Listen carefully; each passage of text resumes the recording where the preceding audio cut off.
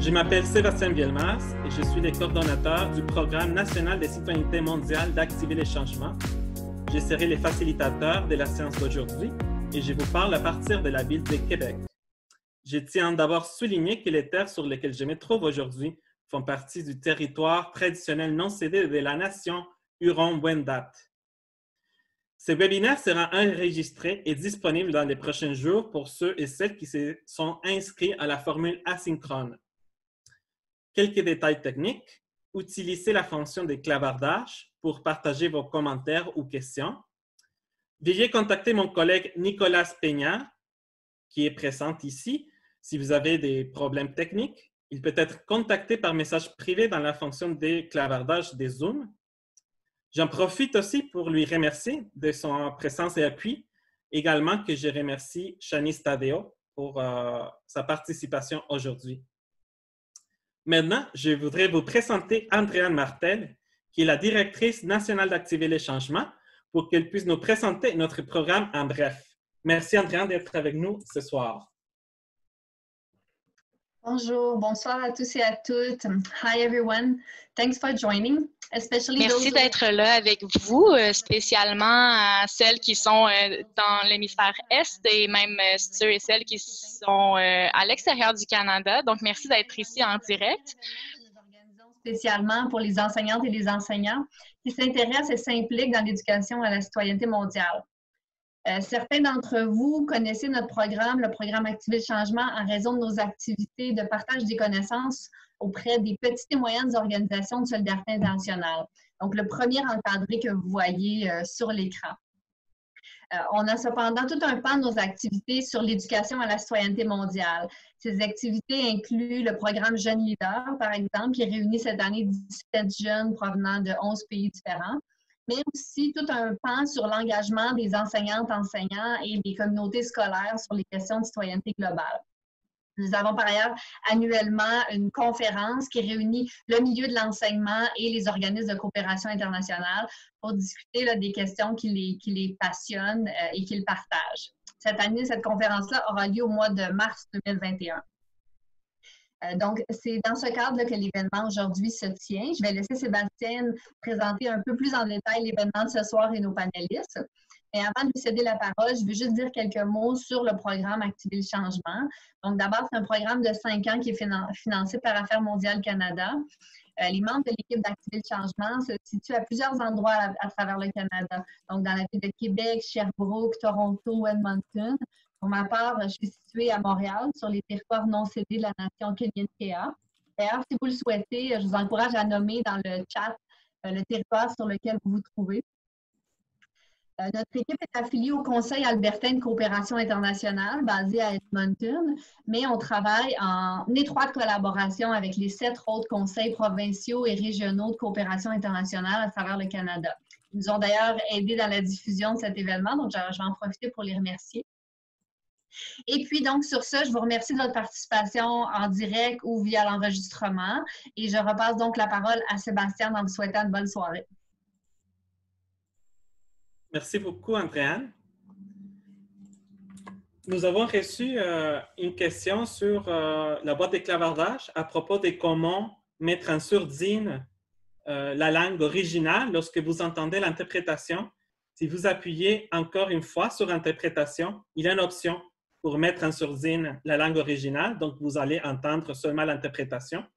Ça peut être plus facile pour certaines personnes de suivre de cette façon-là. So I received a question on the chat box that is really pertinent about how to mute. Donc, il y a eu une question pertinente dans la boîte de clavardage qui demande comment on fait pour mettre la présentation originale en muet ou en mode sourdine lorsqu'on écoute l'interprétation. Donc, si vous recliquez sur l'option d'interprétation, l'option devrait être possible pour vous. Une conversation sur les façons dont les différents modèles d'éducation à la citoyenneté mondiale répondent aux défis actuels pendant la pandémie de la COVID. Puis, nous explorons les meilleures pratiques, les innovations et les lacunes en nous inspirant des expériences locales et internationales.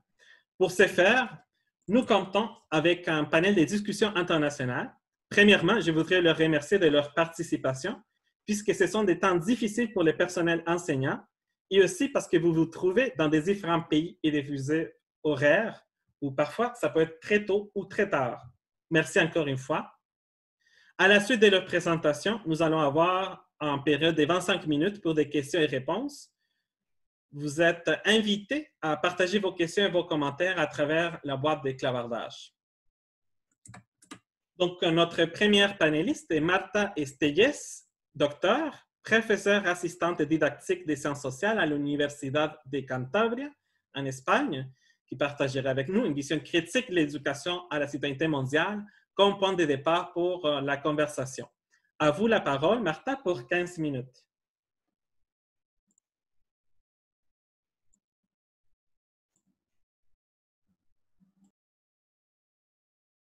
Thank you very much. Merci beaucoup. Bonsoir à ceux et celles qui sont à Québec en ce moment et bon matin à ceux et celles qui sont dans les autres parties du monde. Est-ce que vous m'entendez bien? Merci beaucoup, Sébastien et l'équipe d'Activer le changement de votre invitation à ce webinaire à propos de l'avenir de l'éducation à la citoyenneté mondiale après la pandémie de COVID-19. C'est un honneur d'être avec vous aujourd'hui pour contribuer à ce débat. Je crois qu'il est tellement important et nécessaire d'en discuter parce qu'au début de la pandémie, nous étions tous et toutes sous le choc de situation sans précédent et nous voulions simplement créer une nouvelle normalité qui se rapprochait le plus possible de la normalité d'avant. Et c'est tout à fait compréhensible parce que nous sommes tous et toutes humaines et nous avons besoin d'une forme de normalité pour opérer normalement, mais dans de nombreux cas... Ah, pardon, prochaine diapo, s'il vous plaît. Merci, Sébastien. Mais dans plusieurs cas, il y a des graffitis, comme on le voit avec ce graffiti dans un métro de Hong Kong, on ne peut pas retourner à la normalité parce que la normalité était le problème.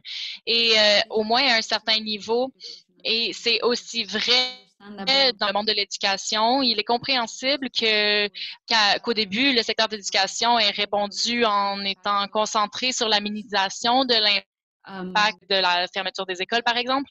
Mais la crise de COVID-19 est aussi une crise d'éducation puisque ça implique beaucoup plus qu'une disruption des classes.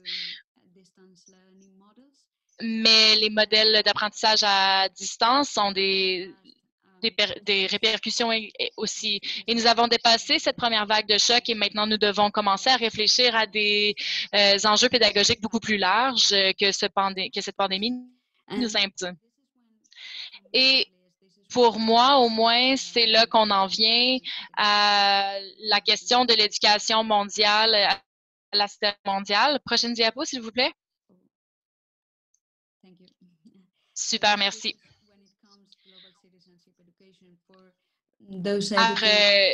Quand il en vient à la question de l'éducation à la citoyenneté mondiale, cette pandémie a des implications profondes pour des raisons variées. Premièrement, parce que ça l'a souligné à quel point les identités nationales sont inscrites en nous. Il y a des gens qui n'aiment pas entendre ce slogan de nos opposants politiques qui revendiquent de mettre les membres du peuple en premier, mais en tant que membre impliqué dans un enjeu de coopération internationale, c'est la première fois que nous faisons face à une crise mondiale qui exige du milieu de la coopération internationale des changements primordiaux et cruciaux dans nos activités.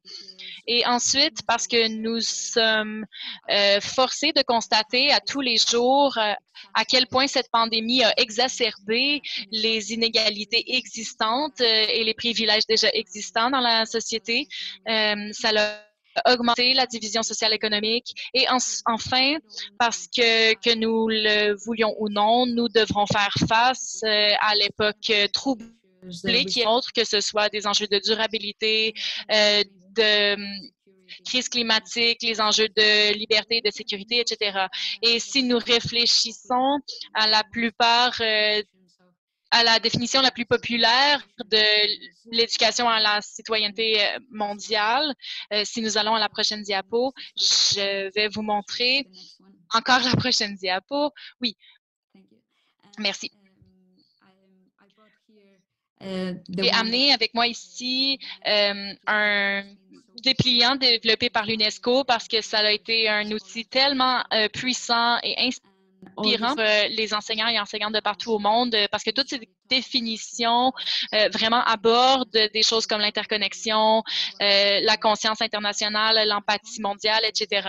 Mais le point que je voudrais faire aujourd'hui, c'est que bien sûr, je suis d'accord avec tout ce travail fantastique, mais je crois que ce travail magnifique d'éducation à la citoyenneté mondiale n'est malheureusement pas suffisant dans un monde post-COVID et particulièrement, je crois qu'ils ne sont pas suffisantes pour aborder les défis dont j'ai déjà parlé, les enjeux de nationalisme, de coopération internationale, d'inégalité et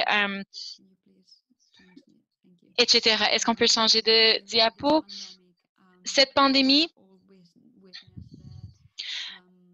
avant cette pandémie, nous avions déjà observé la montée du nationalisme avant la pandémie, avec la fermeture des frontières, avec la difficulté d'immigrer ou d'être reconnu comme un statut de réfugié, avoir accès aux soins de santé, etc. Et bien sûr, ce n'est pas seulement un enjeu d'éducation, mais une partie de cette situation concerne effectivement le secteur de l'éducation.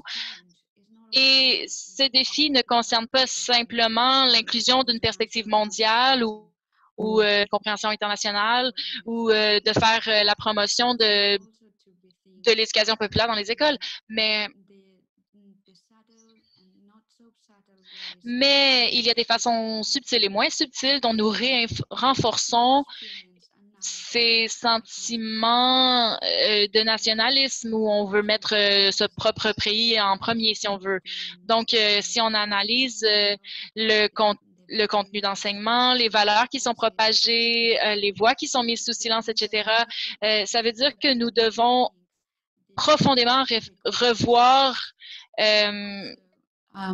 contexte de l'éducation et les façons dont nous enseignons. Une prochaine diapo. Au cours de cette pandémie, l'inhabilité des pays à articuler une réaction mondiale est devenue de plus en plus évidente. Bien sûr, l'éducation, les modèles d'éducation à la citoyenneté mondiale incluent sur ces composantes et ces défis. Et tous les modèles d'éducation à la citoyenneté mondiale abordent ces défis, mais on tente souvent de le faire d'une perspective très individualisante qui soutient cette idée comme quoi renforcer l'individu pourrait répondre aux enjeux internationaux. Mais la crise de COVID-19 a bien démontré que le problème n'est pas seulement une question individuelle. Donc, ce n'est pas seulement les gens qui n'étaient pas capables d'envisager ou d'implanter des formes de coopération entre les villes et d'entre d'autres parties du monde, mais en fait, ce sont les gouvernements et les organisations internationales qui ne font pas un très bon boulot à ce niveau. Et donc, il ne suffit pas d'inciter la participation des jeunes dans les enjeux internationaux, ce qui est bien sûr génial. Et pas tous les programmes d'éducation à la citoyenneté mondiale apportent cette solution. Mais nous avons besoin d'une réaction internationale plus assumée de la part des gouvernements et nous devons analyser de façon critique les limitations et la nature antidémocratique de nombreuses organisations multilatérales ont. Et je crois qu'en cette matière, il y a des précédents historiques et je crois qu'on peut être optimiste en ce moment. Si on regarde il y a 100 ans, avec la fin de la Première Guerre mondiale et la Ligue des Nations, après la Grande Dépression, et après la Deuxième Guerre mondiale, on a formé l'ONU et la Déclaration universelle des droits de la personne. Et nous avons actuellement l'occasion de voir la recrudescence de la conscience mondiale sur le besoin de collaboration internationale et sur l'implantation de structures publiques qui peuvent nous aider à lutter pour un meilleur bien-être social. Mais bien sûr, cette histoire ne suit pas un processus linéaire et l'éducation à la coopération internationale de concentrer sur les actions des gouvernements et sur les organisations internationales. Et ce n'est pas suffisant de les identifier comme étant les uniques responsables de cet enjeu, mais il faut quand même les recentrer dans notre critique.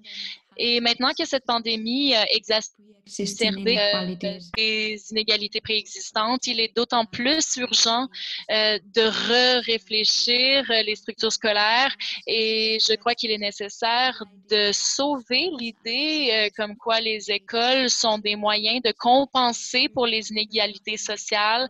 Alors, souvent, l'éducation à la citoyenneté internationale promeut cette vision très paternaliste de l'implication avec des populations marginalisées et les soi-disant pays en voie de développement ou les pays du tiers-monde. Et nous avons des valeurs très ethnocentrées sur nos cultures et je crois qu'en général, nous gagnerions à réfléchir le curriculum scolaire à la lumière de ces critiques.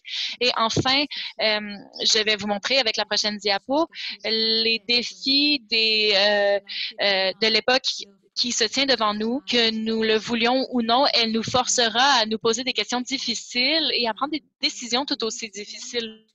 Je crois que nous devons apprendre à apprivoiser ces questions et ces décisions tout en parlant des autour de l'accès à la technologie, la vie privée versus l'accès à l'information, les enjeux d'éthique et de durabilité, de conditions de vie, etc. Et tous ces enjeux sont controversés et ce sont des questions difficiles que l'éducation à la citoyenneté internationale tend souvent à éviter. Et je crois que nous devons récupérer ces questions et ces notions de l'école comme étant un espace public afin que nous puissions le réinvestir de manière à ce que nous puissions réfléchir de manière radicale aux conséquences de nos actions. Et j'espère simplement, et voici ma prochaine diapo, voici une photo d'une utopie pédagogique du début du 20e siècle. Et pour moi, j'espère sincèrement que ces défis dont je vous ai déjà parlé, ces défis vont nous aider à façonner notre avenir post-COVID d'une manière utopique, qu'on mentionne l'éducation mondiale à la citoyenneté ou d'autres facteurs.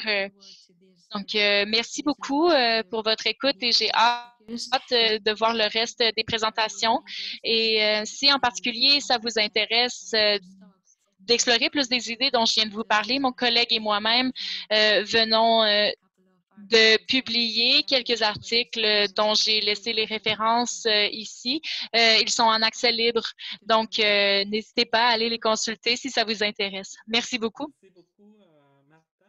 Je tiens à mentionner qu'une traduction française de l'un des deux articles est publiée sur le site web d'Activer les changements. Donc, il a été aussi partagé dans l'invitation au webinaire et parce que vous vous êtes inscrit, vous l'avez reçu. Comme suivi, la semaine prochaine, on va vous repartager ces ressources-là, de même qu'on va vous partager la présentation et les liens qui sont partagés par les différentes personnes panélistes. Merci encore une fois, Martha. Puis maintenant, nous allons passer à notre deuxième panéliste, Alison Fries, enseignante du Bell High School de la commission scolaire anglophone d'Ottawa-Carleton, enseignante en immersion française, mais qui va faire son intervention en anglais aujourd'hui, éducatrice certifiée et mentor des National Geographic et ambassadrice du réseau international Teach SDGs.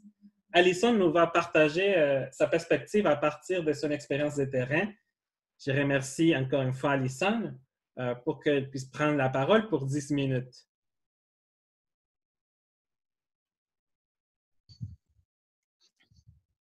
Merci beaucoup. I will promise to do my best. Merci. Je promets de faire de mon mieux pour rester en une seule langue à la fois. Martha, vous m'avez occasionné tant de réflexions qui ont un peu changé ma perspective pour la présentation d'aujourd'hui, mais je voulais quand même déjà vous partager de quoi a l'air ma classe aujourd'hui. Moi, je vous parle à partir de notre espace d'apprentissage. Ce n'est pas la façon de mon cerveau ou dont la perspective d'enseignement que je nourris vise. De mon expérience personnelle jusqu'à maintenant, ça a été une immense courbe d'apprentissage, d'un peu retourner à l'arrière dans certaines manières, mais d'aussi de réfléchir au contexte d'éducation partout dans le monde. Personnellement, j'ai été tant habituée au travail collaborateur et d'équipe. Je suis habituée aux commentaires instantanés de mes coéquipiers comme de mes élèves que ce soit à un niveau local ou régional. Et donc, d'avoir une pièce organisée comme ceci, ça me fait penser à, comme Martha le disait, comment les différentes écoles et les inégalités dans notre monde sont vraiment soulignées par la situation. Mais n'empêche, ça, c'est mon espace et il y a encore tant d'occasions dans cet espace pour apprendre. Prochaine diapo. En tant qu'éducatrice, quand je réfléchis à la COVID-19 et à l'enseignement international et à notre responsabilité envers la planète, il y a une immense partie où la COVID-19 a vraiment créé une plus grande ouverture pour les enseignants et les enseignantes de les amener à l'extérieur, enseigner nos élèves à l'extérieur. À partir de mon expérience personnelle, ce n'est pas une occasion que toutes les écoles ont, dépendamment de où les élèves se tiennent dans le monde, mais d'avoir l'occasion de rappeler les élèves que d'être dehors est une excellente façon de prendre soin de sa sécurité et de sa santé, sans parler de leur santé mentale. Et je crois que c'est une de ces choses qui affectent les convergences actuelles. C'est sûr que des fois, j'ai peur pour mes étudiants et les étudiantes. Ils ont peur en ce moment. Elles ne savent pas comment articuler leurs inquiétudes en tant que jeunes adolescents. Ils sont en secondaire 1 ou 2 et des fois, ils ne veulent pas inquiéter leur famille aussi. Donc, je ne vois pas toujours, je peux le sentir, mais je ne vois pas toujours clairement cette inquiétude. Donc, de les amener à réfléchir à quelques-uns des statistiques et des chiffres associés à la COVID-19, ça peut vraiment les mettre dans une position très inconfortable. Et ce n'est pas une mauvaise chose en soi, mais il y a différentes approches qui peuvent être entreprises en termes d'éducation à la citoyenneté mondiale. Et parce que j'essaie le mieux que je peux de trouver l'espoir dans notre monde et de voir comment nous pourrions converger grâce à plus de conversations. Et en amenant les étudiants à sortir dehors pour apprécier la beauté de leur propre cour arrière, ça peut les amener à apprécier mieux leur territoire local ou leur donner envie de voyager à une autre partie du monde, peu importe d'où ils partent, et de le faire dans une perspective respectueuse, en comprenant comment une personne peut être très passionnée sur son territoire et peut-être que ça peut leur donner envie de prendre soin des générations à venir dans cette perspective. Prochaine diapo. Ça, c'est quelque chose que j'aurais fait dans un monde post-COVID-19, c'est d'amener les élèves à explorer à l'extérieur d'un point de vue micro, de dessiner, de faire des croquis. Prochaine diapo. Et je ramène cet enjeu parce que maintenant, on est beaucoup plus à l'extérieur et je vais retourner à ce qu'on disait, plus tôt. Ça, c'est le ménage de la classe post-COVID-19. Toutes les choses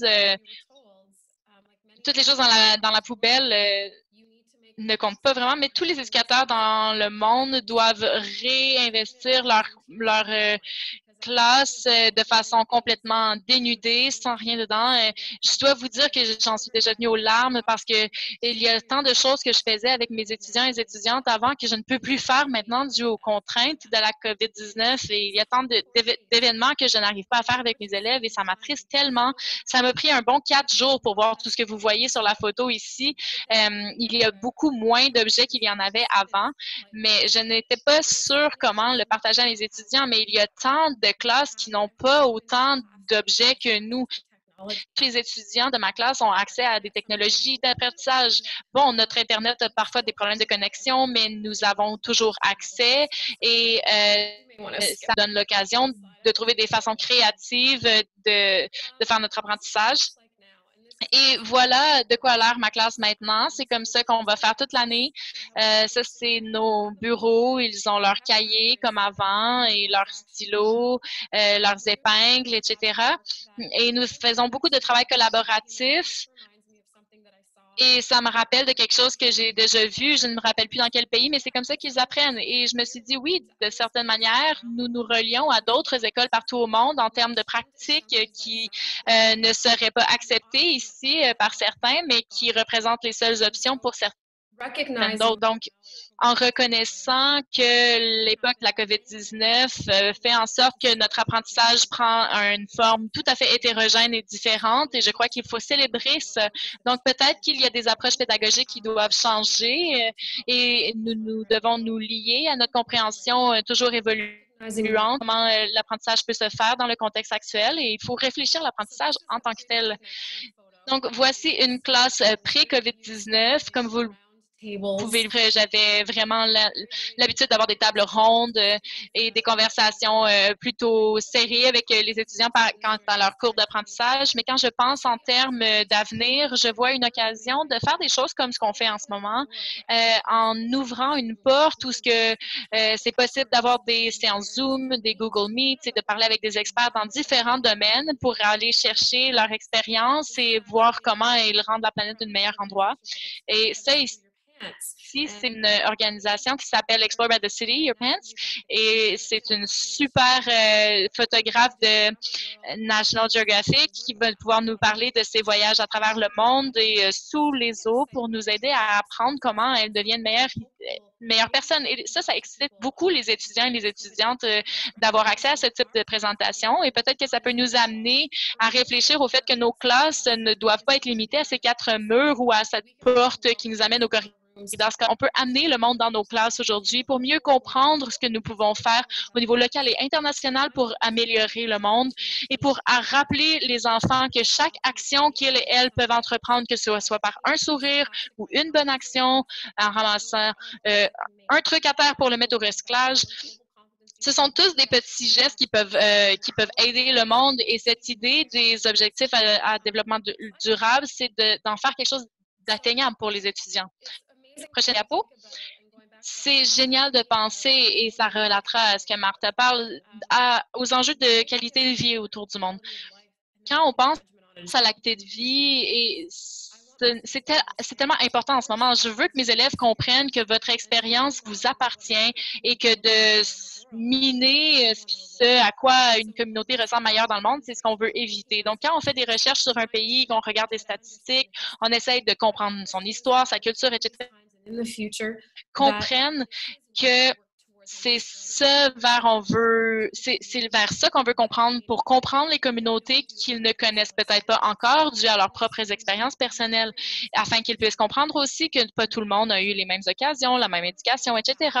Et donc, c'est important pour eux et elles de mettre de la valeur sur leur expérience personnelle, mais d'éviter de juger les autres pour leur expérience qui est peut-être différente, afin qu'on puisse célébrer les différences et les nuances de semble de manière à s'entraider entre les uns et les autres. Bon, c'est une perspective un peu utopique, mais je crois que c'est une bonne façon de comprendre le monde en mettant l'accent sur le partage d'expériences. Et je crois que cela peut aider nos étudiants et étudiantes à devenir de meilleures citoyennes et de meilleures protectrices des territoires à l'avenir. Prochaine diapo.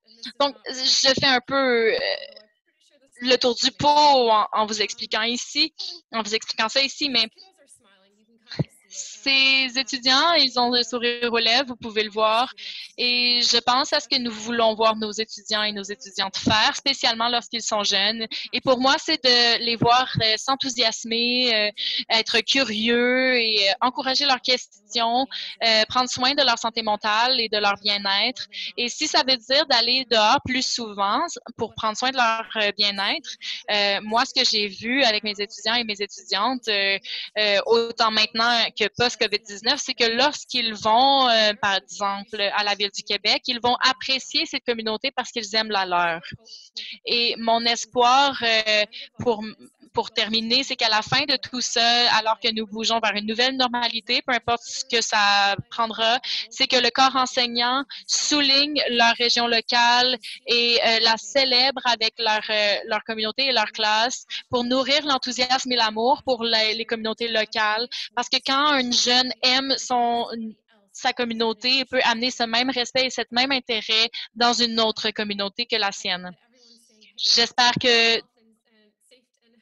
tout le monde reste en sécurité et en santé et merci de votre écoute. Merci tellement. Je tiens à mentionner qu'Alison probablement va devoir nous quitter plus tôt que prévu parce qu'Alison se trouve dans sa salle de classe et à la fin de chaque jour, il y a toute une procédure de désinfection et de nettoyage qui s'est fait. Puis ça oblige les personnels enseignants de quitter à une certaine heure. Donc, nous remercions Alison, puis on va garder, si jamais il y a des questions, des commentaires qui s'adressent particulièrement à toi, on va le garder pour qu'on puisse ensuite trouver une façon de compter avec tes réponses, tes réflexions.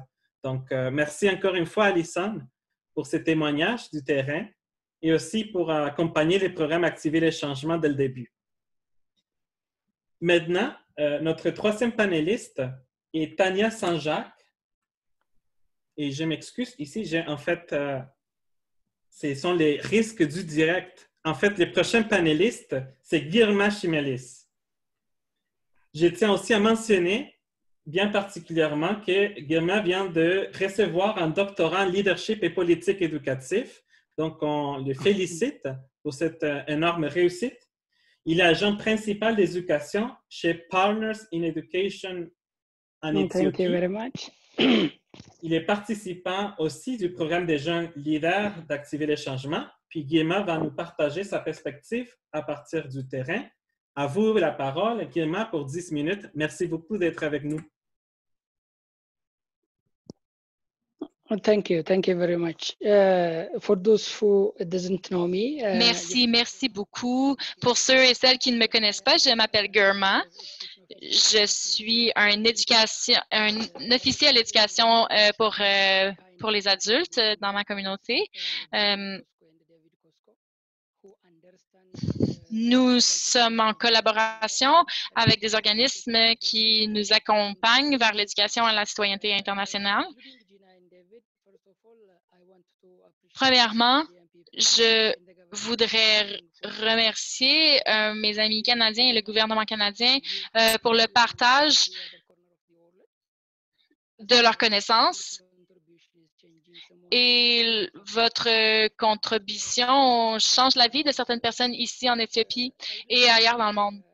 Et je voudrais remercier les organisateurs et les organisatrices de ce webinaire et pour de centrer la conversation sur l'éducation à la citoyenneté mondiale. Et merci, Sébastien, pour l'occasion de faire une présentation. Et merci aussi, Martha, pour cette présentation fabuleuse qui m'a stimulé beaucoup de réflexions nouvelles. Je vais parler en tant qu'être humain.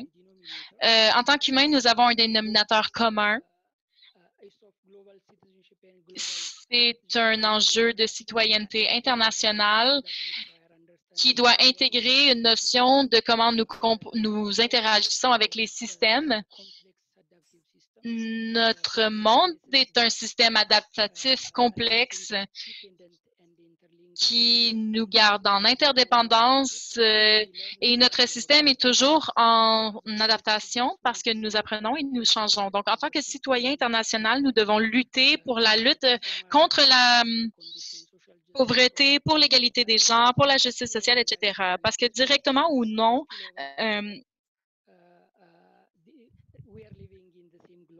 nous vivons sur la même planète et donc nous partageons tous ces enjeux.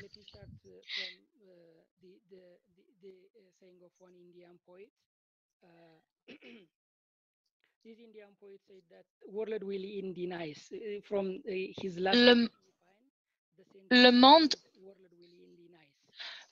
dans lequel nous vivons n'est pas simplement gentil. Nous devons tirer du sens de cela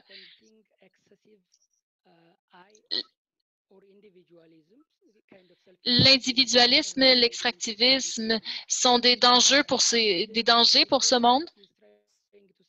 Et donc, le point que j'essaie de faire, c'est que si nous continuons dans l'égoïsme et la vie individualisante, ce type de vie se reflète dans nos systèmes de croyances. Si nous croyons en la survie du plus fort, même à la lumière de nos expériences récentes, la course vers le vaccin que nous voyons entre les États, par exemple, ça nous montre à quel point on est individualiste et gouverné par une idéologie individualiste aussi. Donc, il faut comprendre cette interdépendance et cette complexité de notre interrelation. Le premier pas, c'est d'apprendre et de s'adapter dans le contexte du monde, toujours en évolution. Donc, le COVID-19 n'a pas seulement des impacts négatifs, ça nous montre aussi notre interconnexion et le besoin de collaboration pour pouvoir survivre dans un monde en constante évolution. Donc, en tant que citoyens internationaux, nous devons adresser le fait que nous avons beaucoup en commun et beaucoup à partager entre nous. Donc, les jeunes comprennent notre interconnectivité, ce qui est aussi tout à fait crucial pour l'établissement de solutions à l'avenir. Similairement, les gouvernements et les organisations internationales, comme Martha l'a dit plus tôt, devraient nourrir leur compréhension internationale et l'intégrer à leurs pratiques concrètes. Martha a aussi dit que nous devons calculer les valeurs humanitaires et affectives de nos étudiants et étudiantes. Ça ne veut pas, tout en évitant de renforcer les identités nationalistes. Donc, comment pouvons-nous apporter une perspective altruiste alors que nous faisons face aux défis internationaux, sociaux et politiques? Donc, en intégrant une approche de l'apprentissage autonome en ligne, c'est aussi important dans cette dynamique internationale d'environnement changeant. Et de plus, je crois que nos classes confinées ne soient tout à fait adéquates pour l'apprentissage parce que nous avons besoin de liberté pour explorer. Comme vous l'avez vu lors de la dernière présentation, les étudiants qui vivent à l'extérieur de leur classe, ça leur permet d'explorer des formes de liberté qui sont permises. Et c'est des situations qui ont été dictées par la situation de la COVID-19. Et donc, je crois que de parler d'éducation mondiale à la citoyenneté, nous devons recentrer cette notion de citoyen du monde et faire ressortir comment nos systèmes d'éducation réagissent à la situation de la COVID-19. Donc, juste pour vous partager quelques aspects qui montrent comment nous tentons de composer avec la COVID-19 dans notre système d'éducation. Notre gouvernement croit beaucoup que l'éducation doit continuer, mais en prenant les bonnes mesures. Dans certains endroits, la prévalence de la COVID-19 est très haute et donc les gouvernements imposent des restrictions qui supposent que le début de l'éducation devait être remis à plus tard. Ça, c'est la point de vue du gouvernement. Et spécifiquement, dans la plupart des écoles, nous avons des comités d'activité qui sont mis en place pour réagir à la COVID-19 en implantant des activités supplémentaires. Et ces comités sont aussi responsables de conscientiser les gens sur les mesures préventives. Même dans les séances de classe, nous devons nous assurer que la COVID-19 est intégrée à nos considérations et à notre communication au même niveau que d'autres enjeux, que ce soit quand on parle de réfléchir à notre alimentation, à boire de l'eau et ce type de pratiques. Donc, tout ça, ça fait partie de l'arborescence des mécanismes que nous devons entreprendre. par exemple, les masques, la distanciation physique, la sanitisation, pardon. Et donc, le gouvernement a des approches très sérieuses pour réagir à ces objectifs et distribue des milliers de masques dans les écoles afin que chaque étudiant puisse obtenir cette protection supplémentaire. Il y a aussi une tentative d'implanter des stations de lavage de mains pour que les étudiants et les étudiantes puissent les utiliser plusieurs fois par jour. Il y a aussi la possibilité d'utiliser des thermomètres frontaux afin de filtrer les individus qui pourraient potentiellement être infectés. Donc, à ce point, nous devons apprécier les efforts faits par d'autres fondations dans le système scolaire. Dans certains cas, nous devons reconnaître le travail d'organismes alliés qui travaillent avec nous. Il y a aussi quelques mesures que nous soulevons. Nous avons réduit le nombre d'élèves en classe. Donc, tout ce que nous pouvons faire maintenant, c'est de diviser les étudiants en shifts d'études. Et le gouvernement nous a imposé une limite de 25 à 30 personnes dans une classe à la fois, mais ça crée une pression de plus sur le corps enseignant. Et nous avons aussi l'idée de commencer à faire des classes à l'extérieur afin de respecter la limite de la distanciation physique, tout en respectant les mesures pour un contexte d'apprentissage propice.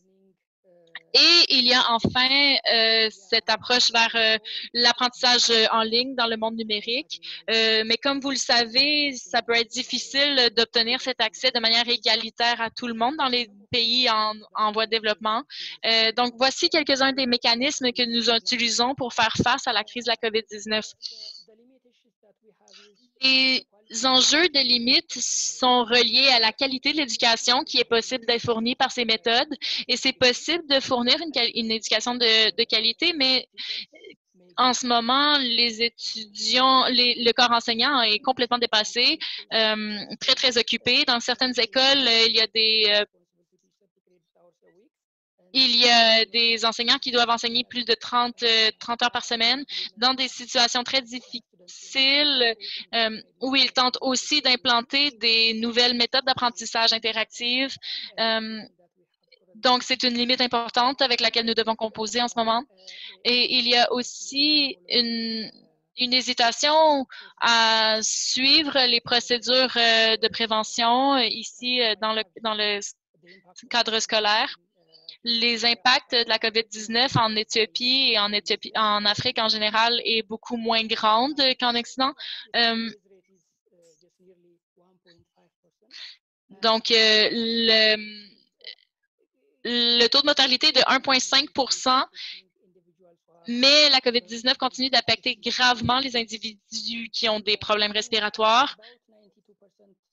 Et il y a environ 92 % des cas qui n'affectent pas les gens à long terme. Donc, il y a comme un peu cette hésitation chez les individus à respecter des mesures strictes. Donc, lorsque nous réfléchissons à comment vivre avec la COVID-19 dans notre système d'éducation et dans nos institutions d'éducation, j'aimerais formuler quelques idées pour Martha. Girma? Nous n'avons plus beaucoup de temps, mais je vous demanderai, s'il vous plaît, pardon, c'est impossible d'entendre pour l'interprète. Best, so we can have Tanya's perspective and then we can move to exchanges. Specificity. Does it work? That's how I understand. And the other point is there must be a balance, like global cooperation, the improved role of the government. Donc, nous devons nous reconcentrer sur le rôle du gouvernement dans les organisations internationales afin de donner le rôle et le pouvoir aux individus de manière à ce que l'éducation à la citoyenneté mondiale puisse être accessible pour tous et toutes. Donc, merci beaucoup, Sébastien. Je dois te faire mes excuses. Je crois que j'ai parlé en même temps que toi, Guillermo. J'ai eu un enjeu de connexion. Je sentais que vous aviez fini. Je crois que maintenant, nous allons passer à Tania, mais Guillermo, vous pouvez... Oui, je peux vous entendre maintenant, mais je n'arrivais pas à t'entendre il y a quelques moments. Donc, je suis désolée de t'avoir interrompu. Ce n'était pas mon intention. Donc, pendant la première partie de ton commentaire par rapport à la présentation de Martha. Guillermo, est-ce que tu pourrais répéter la première question, s'il vous plaît, que tu as dit pendant que je t'ai interrompu? La première question que tu voulais poser à Martha. Oui, Guillermo, on vous entend? Martha, do you hear Guillermo? Martha, est-ce que vous entendez Guillermo? Je n'ai seulement entendu que sa deuxième question parce que la première, les gens parlaient en même temps, donc je n'arrivais pas à entendre très bien. Donc peut-être, Guillermo, pourriez-vous répéter, s'il vous plaît? Oui, Martha, m'entendez-vous? Oui, merci. Oui, ma première suggestion, c'est que d'essayer in order to improve global citizenship. De manière à améliorer l'éducation à la citoyenneté internationale, nous devons nous doter d'un cadre spécifique qui peut être implanté au niveau individuel et organisationnel jusqu'au cadre international, de manière à ce que les organisations comme les individus peuvent faire un mouvement commun afin d'activer une mobilisation envers les enjeux de citoyenneté internationale. Ça, c'est ma première suggestion. Et la deuxième étant que donner une forme d'équilibre. En lisant votre article, j'ai vu que il y avait un grand focus sur les individus et la responsabilité individuelle. Et c'est quelque chose que vous approchez dans votre travail. Et vous en êtes venu à réfléchir davantage au rôle des organisations internationales et des gouvernements, si je ne me trompe pas. Donc, je crois qu'il doit y avoir une balance. Les individus ont effectivement un rôle à jouer dans l'éducation à la citoyenneté mondiale et spécifiquement, c'est ça, en termes de passation de perspective et d'éducation, et les gouvernements ont leurs propres avantages dans ces enjeux. Et donc, nous devons tenter d'obtenir un équilibre entre les deux. C'est mon opinion, du moins. Martha, merci. Est-ce que vous pourriez garder vos pensées pour un petit moment, juste pour que nous puissions donner la parole à Tania? Et dans la session de questions-réponses, Martha, vous pourrez réagir à l'intervention de Guillermo. Je suis désolée, Guillermo, j'ai eu un problème de connectivité. C'est pour ça que nous avons parlé en même temps. Désolée, voilà les risques du métier lorsqu'on travaille en ligne en direct. Enseignante au primaire à la commission scolaire Marguerite Bourgeois à Montréal, dans la région du Grand Montréal, et initiatrice du Cœur des altruistes, un regroupement international des citoyennes et citoyens engagés dans le développement des projets simples et adaptables. Tania nous partagera également sa perspective à partir de son expérience des terrains. Donc, à vous la parole, Tania, pour 10 minutes. Oui, bonjour. J'ai mis mon chronomètre. Je vais essayer de bien respecter le temps. Donc, Tania Saint-Jacques, avant d'être enseignante, j'étais juriste. Je m'occupais au niveau du droit des immigrants et des réfugiés. Alors, puis après ça, j'ai changé de carrière. Maintenant, je suis enseignante au primaire en deuxième année pour des élèves de 7 à 8 ans. Alors, moi, je vais essayer de vous montrer un peu plus le côté pratico-pratique dans une classe. Qu'est-ce qu'on peut faire pour connecter nos élèves à l'étranger, aussi à l'international et avec la communauté aussi environnante et établir des liens intergénérationnels. Alors, je vais vous présenter quand même un petit peu avant le cœur des altruistes. En fait, il y a 1 an, moi et plusieurs autres personnes, nous avons parti le cœur des altruistes, qui est un mouvement international de citoyens engagés. Nous sommes un mouvement apolitique et solidaire. Nous sommes sur 3 continents, l'Afrique, l'Amérique et l'Europe, bien entendu. Ce que nous faisons nous partons des projets simples, exportables et adaptables, qu'importe où nous sommes à travers le monde. Donc, c'est des initiatives qui sont facilement réalisables. Alors, on utilise ce qu'on a dans notre tête, ce qu'on a autour de nous, et nous sommes un grand réseau de connexion entre humains. Et aussi, nous échangeons nos idées, nos projets, nous mettons en lien plusieurs personnes ensemble à travers le monde. Donc, à ce moment-là, c'est vraiment un réseau d'échange, de partage intergénérationnel aussi. Nous avons des jeunes qui ont 15-20 ans jusqu'à 75 ans là, dans notre groupe à travers le monde. Donc, on n'a ni subvention ni frais d'adhésion. Je veux dire, il s'agit d'être un citoyen engagé, de laisser à faire aller notre pleine créativité.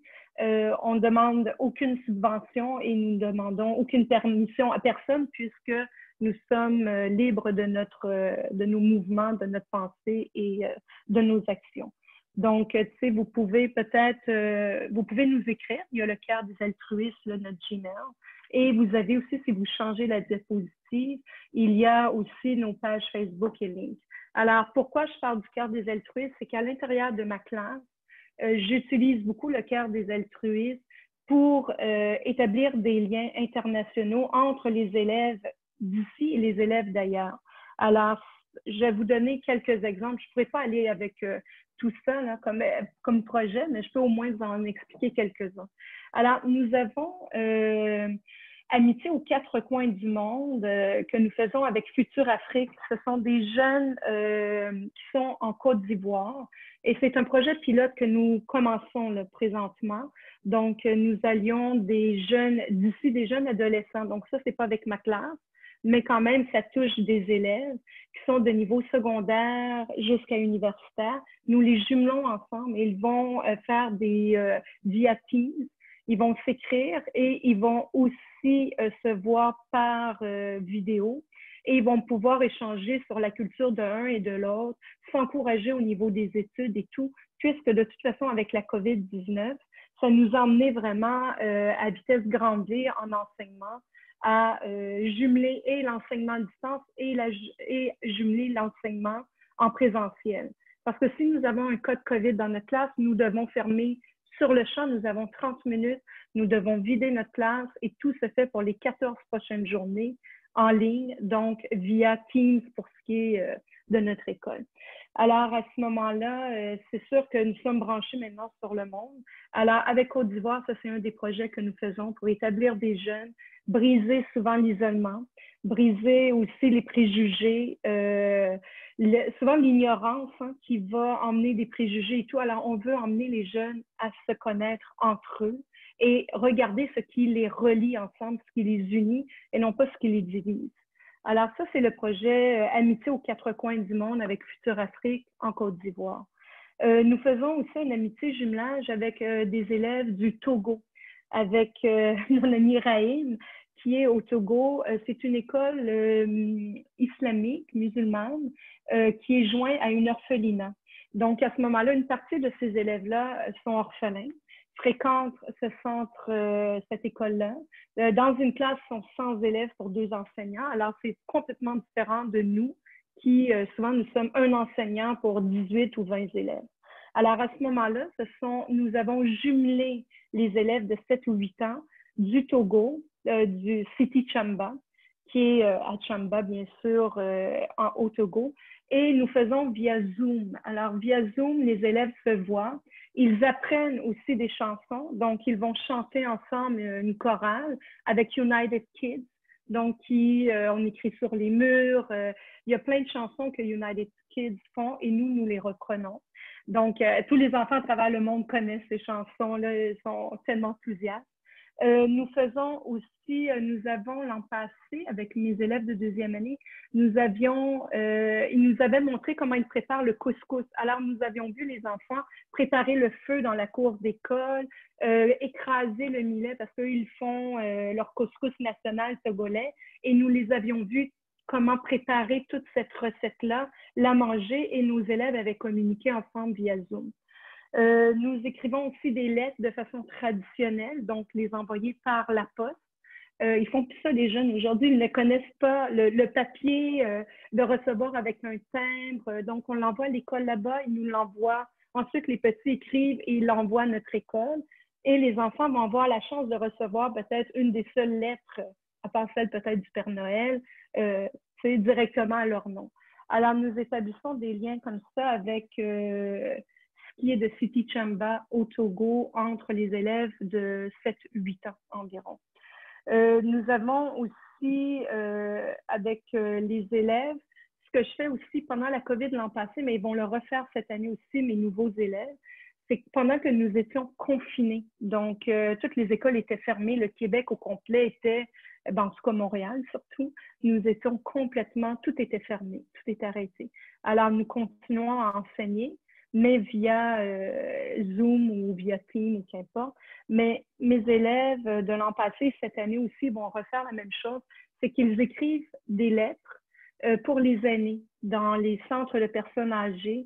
Et à ce moment-là, moi, je les envoie par email ou Gmail, qu'importe. Et là-bas, les infirmières qui s'occupent des personnes âgées vont lire chacune des lettres que les élèves ont écrites.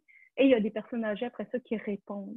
Nous avons aussi écrit pour les enfants de l'hôpital Sainte-Justine. Donc, les enfants en phase terminale qui n'ont plus pour longtemps à vivre. Pendant le COVID, même les parents, c'était difficile pour eux d'aller voir leur enfant. C'était extrêmement strict, surtout la première vague. Et à ce moment-là, les enfants ont écrit des histoires drôles, des histoires fantastiques pour changer les idées, faire rire ces enfants-là, les faire rêver un peu dans leur moment, dans leur dernier moment.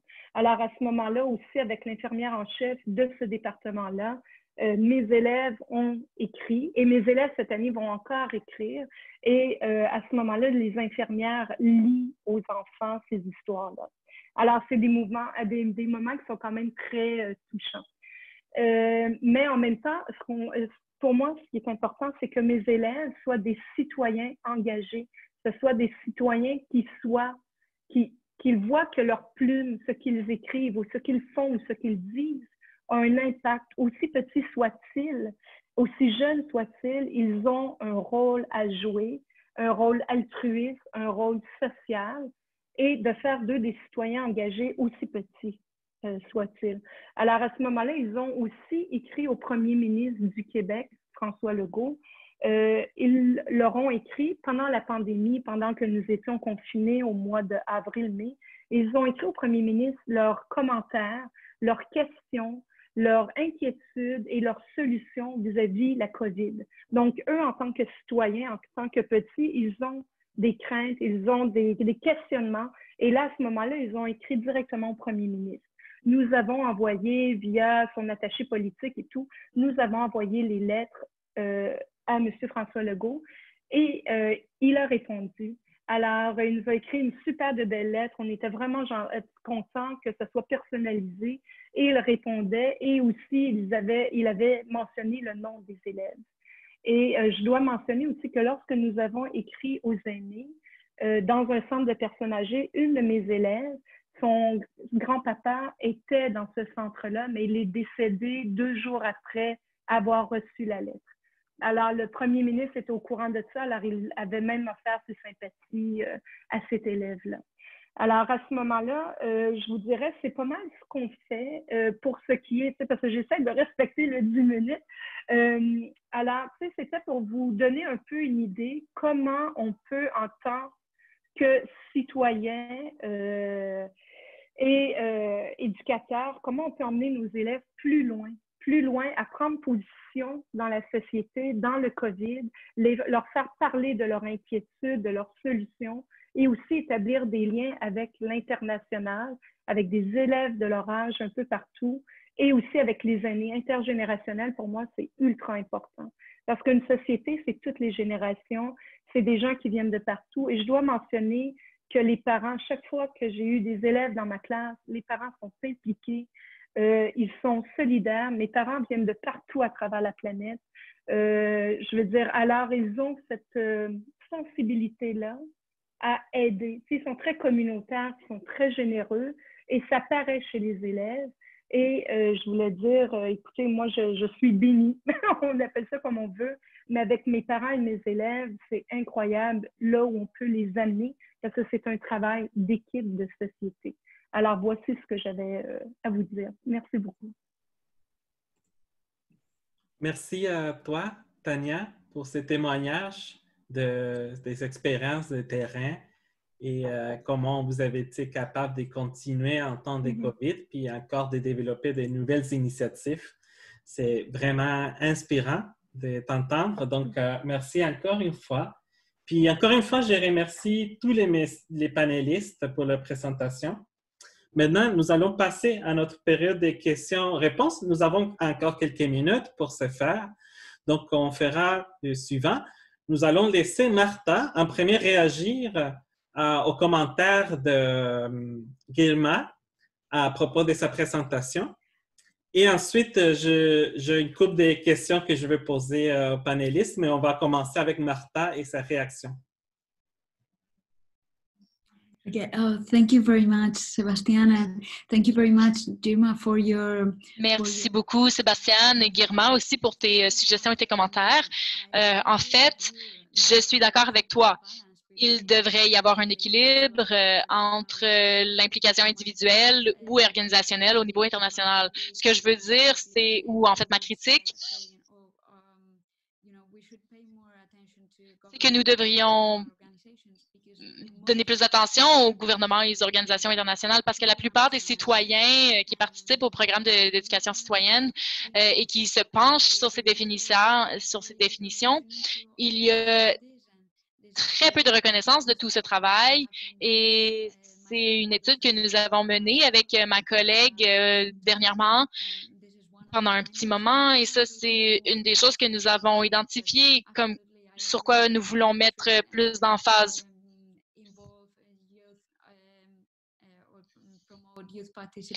Donc, évidemment, nous devons promouvoir et encourager la participation des jeunes dans les enjeux internationaux.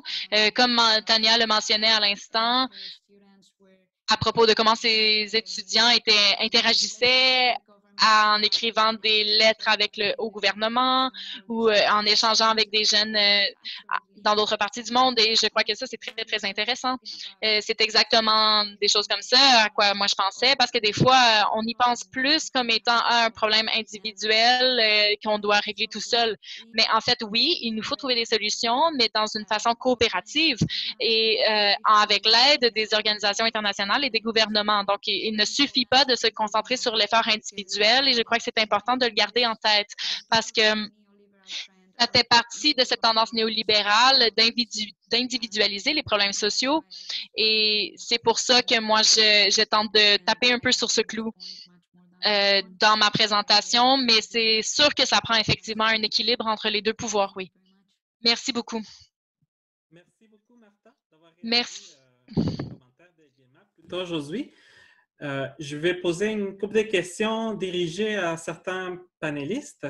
Guilma, je vais échanger à l'anglais parce que la question a été posée en anglais.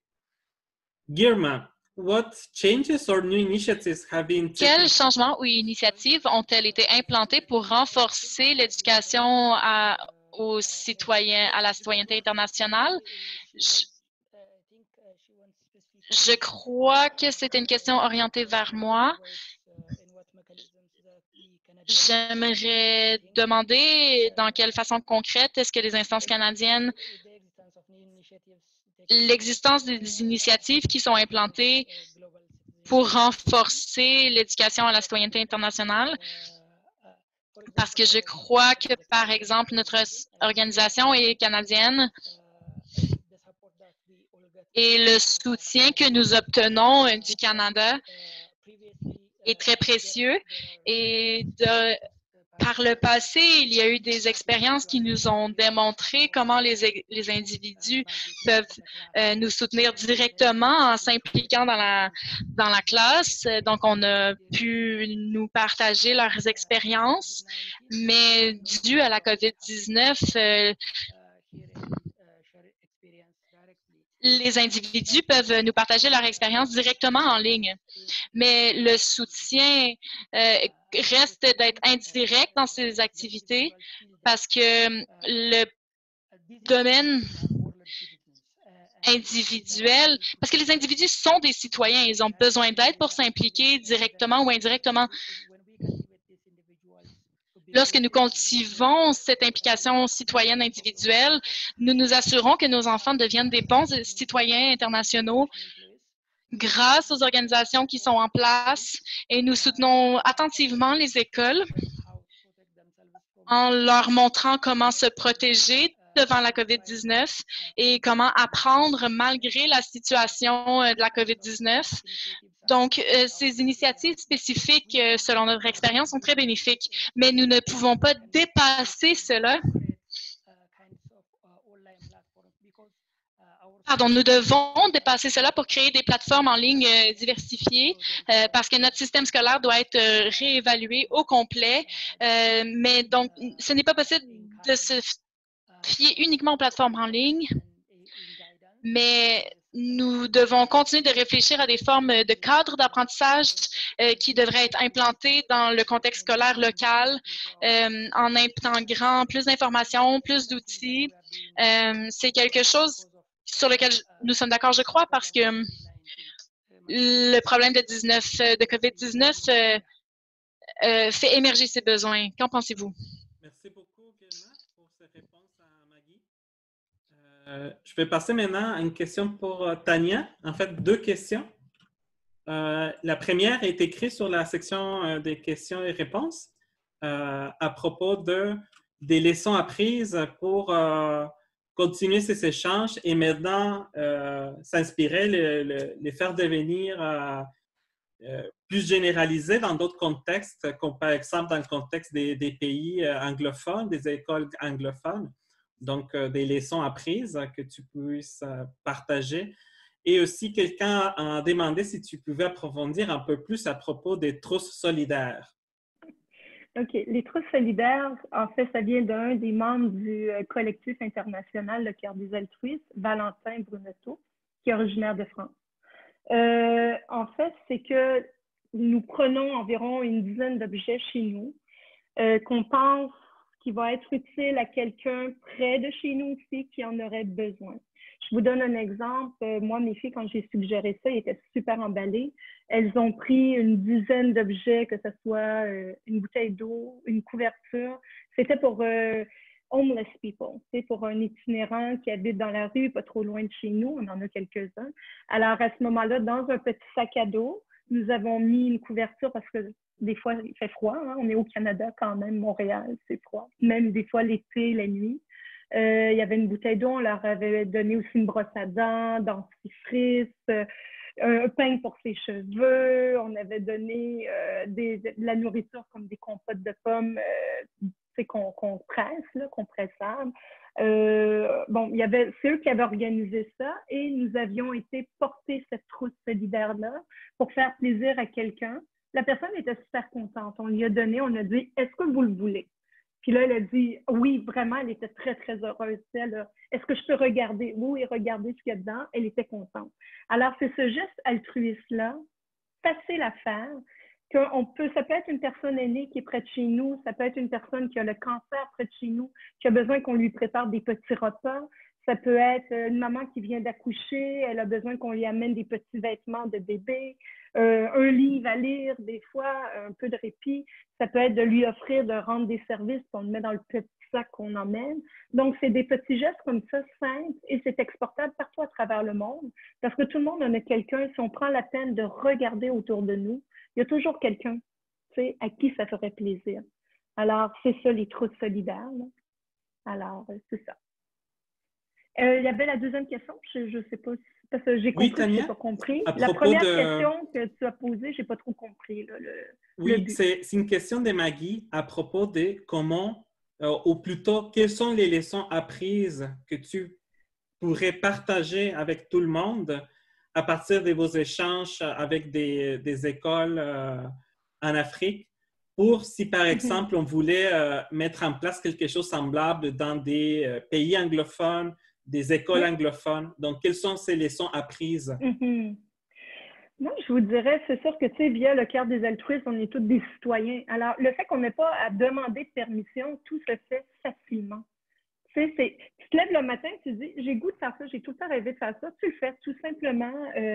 C'est instantané, ça fait du bien. On n'est pas dans un cadre rigide avec des comptes rendus, des mandats à remplir. C'est vraiment un geste simple, tu sais, donc on le fait.